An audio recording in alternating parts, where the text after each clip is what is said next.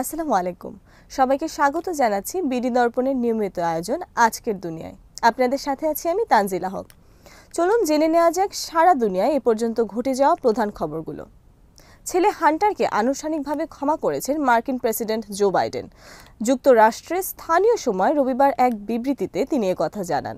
হান্টারের সাজার ঘটনাকে তিনি সুষ্ঠু বিচার নিশ্চিত করতে আদালতের ব্যর্থতা বলে মন্তব্য করেন।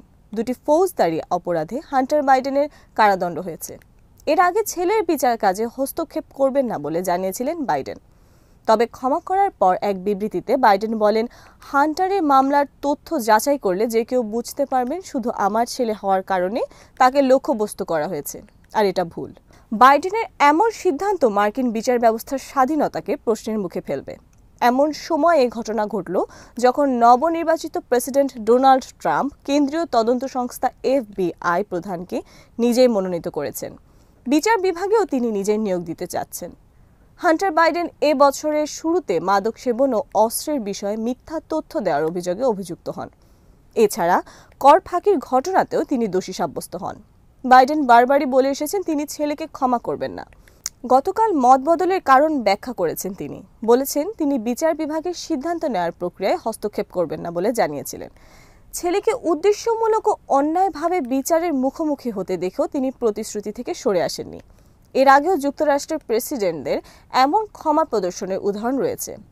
সাবেক মার্কিন প্রেসিডেন্ট বিল ক্লিন্টন কোকেন সংক্রান্ত মামলায় তার সৎ ভাইকে ক্ষমা করেছিলেন। ডোনাল্ড ট্রাম্পও তার আগের মেয়াদে কর ফাঁকির মামলায় বেআইকে ক্ষমা করেন। তারা সবাই কারাদণ্ডে দণ্ডিত হয়েছিলেন। গত সেপ্টেম্বর মাসে কর ফাঁকির মামলায় হান্টার বাইডেনের 17 বছরের কারাদণ্ড হয়। এছাড়া বন্দুক সংক্রান্ত আলাদা মামলায় তার 25 বছরের কারাদণ্ড হয়। সিরিয়ার উত্তর পশ্চিমাঞ্চলের শহর আলেপ্পোর নিয়ন্ত্রণ নেওয়ার পর এবার উত্তরাঞ্চলের প্রদেশ হামার দিকে এগোচ্ছে বিদ্রোহী যোদ্ধারা। দেশটির রাষ্ট্রায়ত্ত সংবাদ সংস্থা সানা সহ আন্তর্জাতিক গণমাধ্যমগুলো এ খবর জানিয়েছে। আল জাজিরার খবরে বলা হয়েছে বিদ্রোহীদের আকস্মিক হামলার পঞ্চম দিনে রবিবার তারা হামার প্রদেশের দিকে অগ্রসর হতে শুরু করে। বিদ্রোহীদের ঠেকাতে সরকারি সেনারাও পাল্টা হামলা শুরুর কথা জানিয়েছে। বিদ্রোহীদের ঠেকাতে হামার প্রদেশের সরকারি বাহিনীর শক্তি জোরদার করা হয়েছে। এর আগে গত শুক্রবার এক আকস্মিক হামলার মধ্য দিয়ে সিরিয়ার উত্তর পশ্চিমাঞ্চলের শহর আলেপ্পোর প্রাণকেন্দ্রে ঢুকে পড়ে বিদ্রোহীরা। ফলে প্রায় নিয়ন্ত্রণে আসা সিরিয়ার গৃহযুদ্ধ নিয়ন্ত্রণে করে উত্তেজনা দেখা দেয়।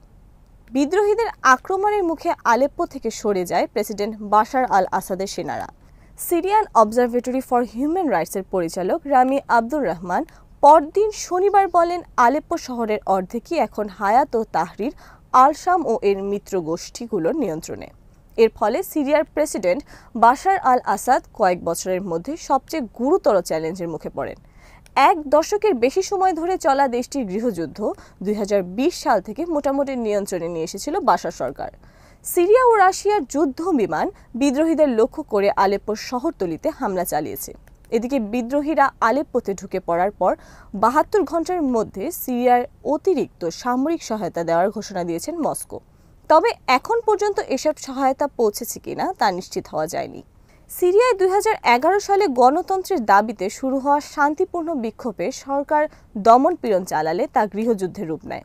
এরপর থেকে এই লড়াইয়ে 5 লাখের বেশি মানুষ নিহত হয়েছেন। উদ্ভূত পরিস্থিতিতে উভয় পক্ষকে শান্ত থাকার আহ্বান জানিয়েছেন সিরিয়া বিষয়ক যুক্তরাষ্ট্রের বিশেষ দূত গিয়ের পেডারসেন। তিনি সবাইকে রাজনৈতিক সমাধান খুঁজতে পরামর্শ দিয়েছেন। 50 বছরের বেশি সময় ধরে সিরিয়ায় ক্ষমতা দখল করে রেখেছে আসাদ পরিবার। 1971 সাল থেকে দীর্ঘ 29 বছর ক্ষমতা দখল করেছিলেন হাফিজ আল আসাদ।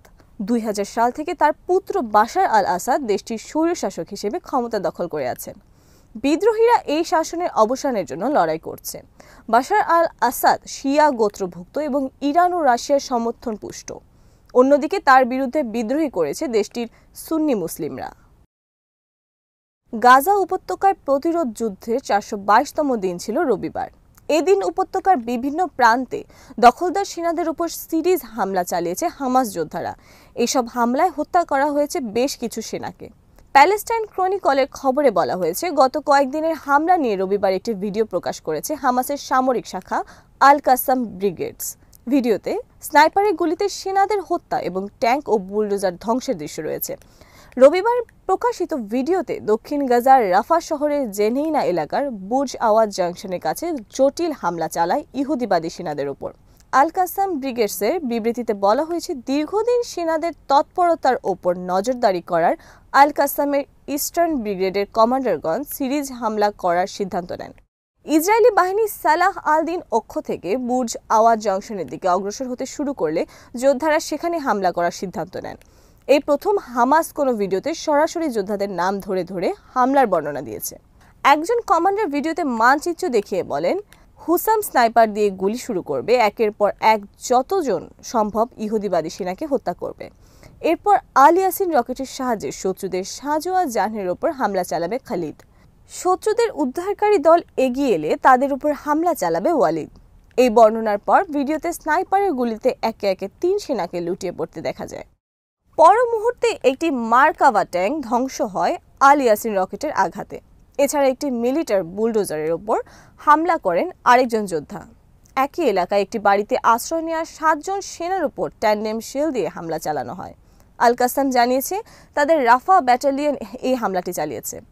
ভিডিওর শেষ দিকে দ্বিতীয় অ্যাম্বুশ হামলার ভিডিও শিগগিরই আসছে বলে জানানো হয়। উপত্যকার আরেক প্রতিরোধ সংগঠন ইসলামিক জিহাদও এদিন ইসরায়েলি বাহিনীর উপর মর্টার হামলার ভিডিও প্রকাশ করেছে। গাজা উপত্যকায় যুদ্ধবিরতি নিয়ে আলোচনার জন্য আবারও হামাস নেতাদের সাথে বৈঠক করেছেন মিশরের নিরাপত্তা কর্মকর্তারা। হামাসের 2টি সূত্রের বরাত দিয়ে রয়টার্স জানিয়েছে এই বৈঠকের কথা। অন্যদিকে ইসরায়েলি প্রধানমন্ত্রী বেনিয়ামিন নেতানিয়াহু গাজায় যুদ্ধবিরতি চুক্তির বিষয়ে নিরাপত্তা কর্মকর্তাদের সাথে বৈঠক করবেন বলে জানিয়েছে 2টি ইসরায়েলি সূত্র। গত বুধবার যুক্তরাষ্ট্রের পক্ষ থেকে বলা হয়, তারা কাতার, মিশর ও তুরস্কের উদ্যোগে হওয়া যুদ্ধবিরতি চুক্তির আলোচনাকে আবারও জাগিয়ে তুলবে।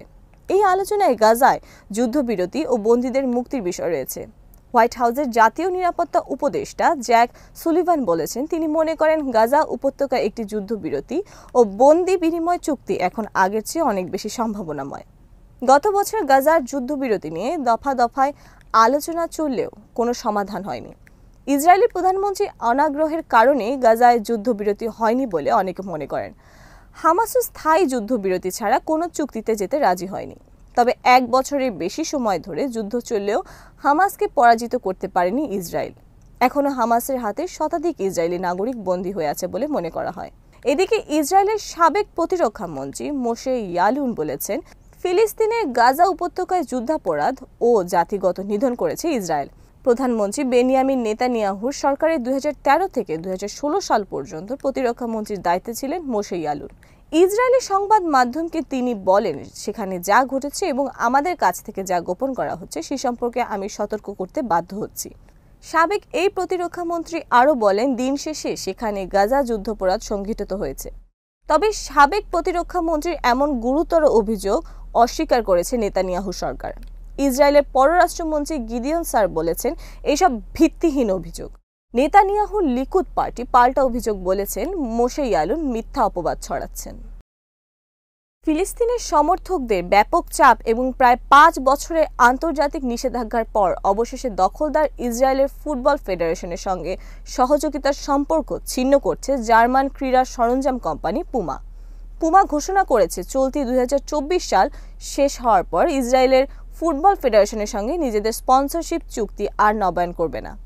গত 5 বছরেরও বেশি সময় ধরে তেল আবিবের সঙ্গে সহযোগিতা করার কারণে ইসরায়েলকে বয়কট করার বৈশ্বিক আন্দোলনকারীদের তীব্র চাপের মুখে ছিল পুমা।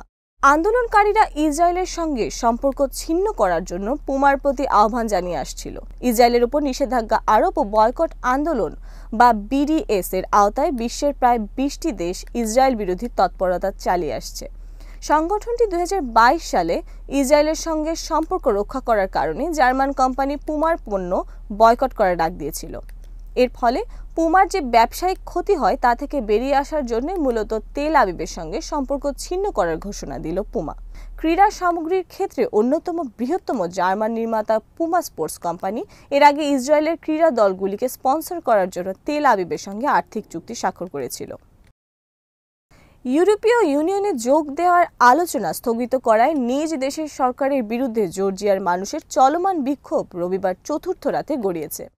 রাজধানী তিবিলিসিতে পার্লামেন্ট ভবনের সামনে বিক্ষোভকারীদের সঙ্গে পুলিশের সংঘর্ষের ঘটনা ঘটেছে।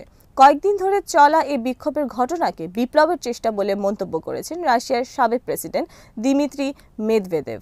স্থানীয় সময় রোববার রাতে পার্লামেন্ট ভবনের সামনে বিক্ষোভকারীদের পুলিশকে লক্ষ্য করে আতশবাজি ছোড়ে। পুলিশ বিক্ষোভকারীদের সেখান থেকে হঠাৎ জল কামান ব্যবহার করে, কাঁদানে গ্যাস ও রাবার বুলেট ছোড়ে। ইইউতে যোগদানের বিষয়ে আলোচনা স্থগিত করার ঘোষণার পর থেকে জর্জিয়াবাসী সরকার বিরোধী বিক্ষোভে ফুঁসে উঠেছে। দাবি উঠেছে নতুন নির্বাচন আয়োজনের। বলা হচ্ছে দেশটির বর্তমান সরকারের ওপর মস্কোর প্রভাব রয়েছে। তবে জর্জিয়ার প্রধানমন্ত্রী ইরাকলি কোবাখিদজে নতুন করে নির্বাচনের দাবি নাকচ করে দিয়েছেন। তিনি বলেছেন সরকার বিরোধীদের মিথ্যাচারের শিকার হচ্ছেন বিক্ষোভকারীরা। গত অক্টোবরে জর্জিয়ায় সাধারণ নির্বাচন হয়েছে, যদিও বিরোধীরা এই নির্বাচনে ব্যাপক কারচুপির অভিযোগ তুলেছে। জর্জিয়ার প্রেসিডেন্ট সালোমি জৌরাবিচভিলি পশ্চিমাপন্থী হিসেবে পরিচিত। সেই সঙ্গে তিনি ইইউতে জর্জিয়ার যোগ দেওয়ার পক্ষে বরাবরই সরব। কয়েক সপ্তাহ পর প্রেসিডেন্ট পদে সালোমির মেয়াদ শেষ হবে। এই পরিস্থিতিতে সালোমি বলেছেন তিনি তার অবস্থানে অনড় থাকবেন। জর্জিয়ায় চলমান বিক্ষোভ নিয়ে রুশ সরকারের পক্ষ থেকে এখনও আনুষ্ঠানিকভাবে প্রতিক্রিয়া জানানো হয়নি। তবে টেলিগ্রাম পোস্টে রাশিয়ার সাবেক প্রেসিডেন্ট ও দেশটির জাতীয় নিরাপত্তা কাউন্সিলের বর্তমান ডেপুটি চেয়ারম্যান দিমিত্রি মেদভেদেভ লিখেছেন, জর্জিয়ায় বিপ্লবের চেষ্টা করা হয়েছে। আজ এখানেই শেষ করছি। সবাই ভালো থাকুন, সুস্থ থাকুন আর দেখতে থাকুন বিডি দর্পণ।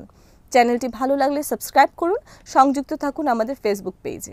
আল্লাহ হাফেজ।